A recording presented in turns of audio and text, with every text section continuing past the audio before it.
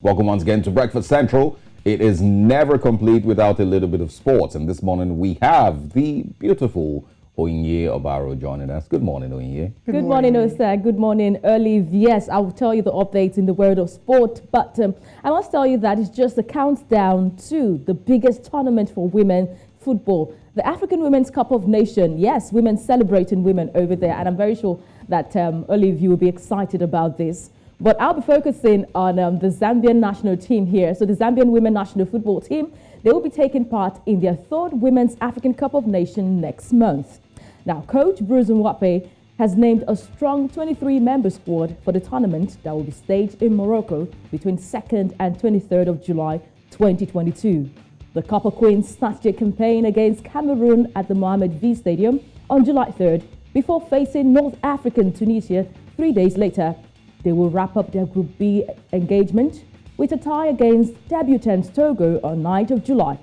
Now, the top four finishers in Morocco will qualify directly for the World Cup to be jointly hosted by Australia and New Zealand in 2023, while two additional teams will progress to the Intercontinental Playoffs. Now, of course, to give us an update with what's happening with the Copper Queens is the media officer of the Copper Queens, Sandra Mwila, standing by all the way from Morocco. Thank you so much, Sandra, for standing by.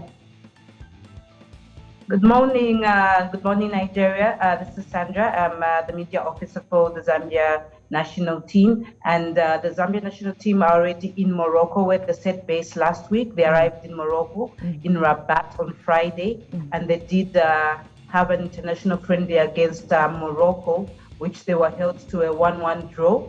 And they have shifted base to Marrakech, where they're based now, before they go to Casablanca, where the group games will be played. And before they leave for Casablanca on the 30th, they'll play two other friendly games that's on the 25th on Friday, and that's with a local club here in Morocco, and one with a nation on the 28th, which is yet to be confirmed. The team is preparing well, and Coach Bruce is gauging his laces before we kick off the tournament in Morocco. Okay, but Sandy, I love to call you Sandy. This will be the Copper Queens' third appearance at the Continental Trophies. So what is the mood like in camp? We know, let's have an update. Injury, who's the latest to join the camp right now? Or do you have your complete squad in Marrakech?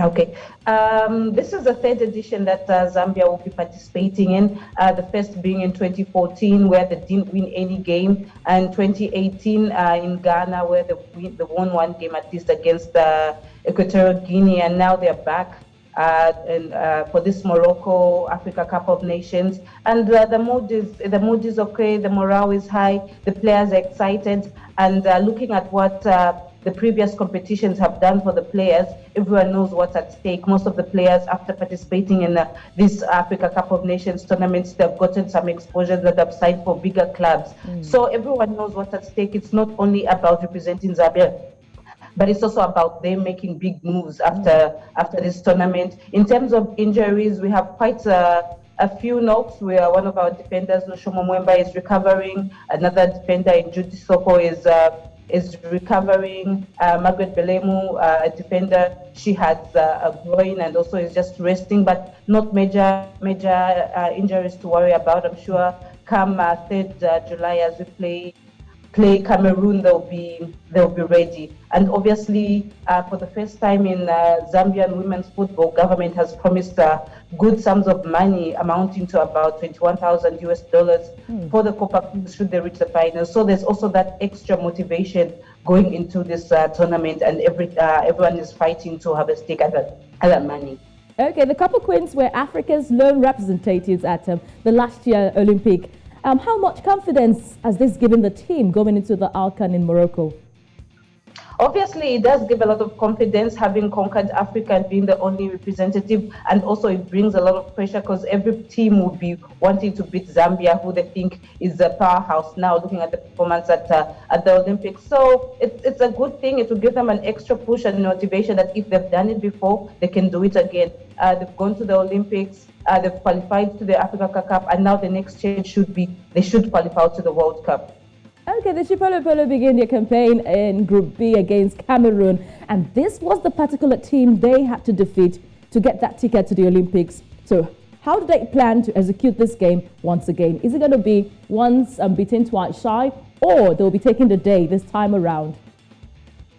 Tough game it is there against Cameroon.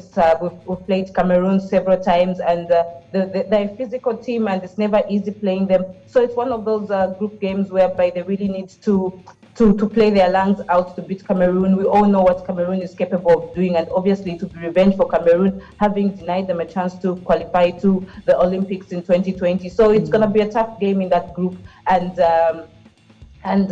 we know Cameroon, we know their style of play. We've played us even at the Kosovo Championship. They've beaten us several times. So they also know Zambia, and it's going to be an interesting game to watch.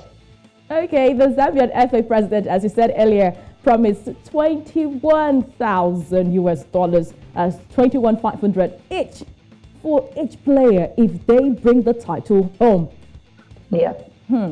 Sandy, you all will be smiling to the bank only if you can bring the title home.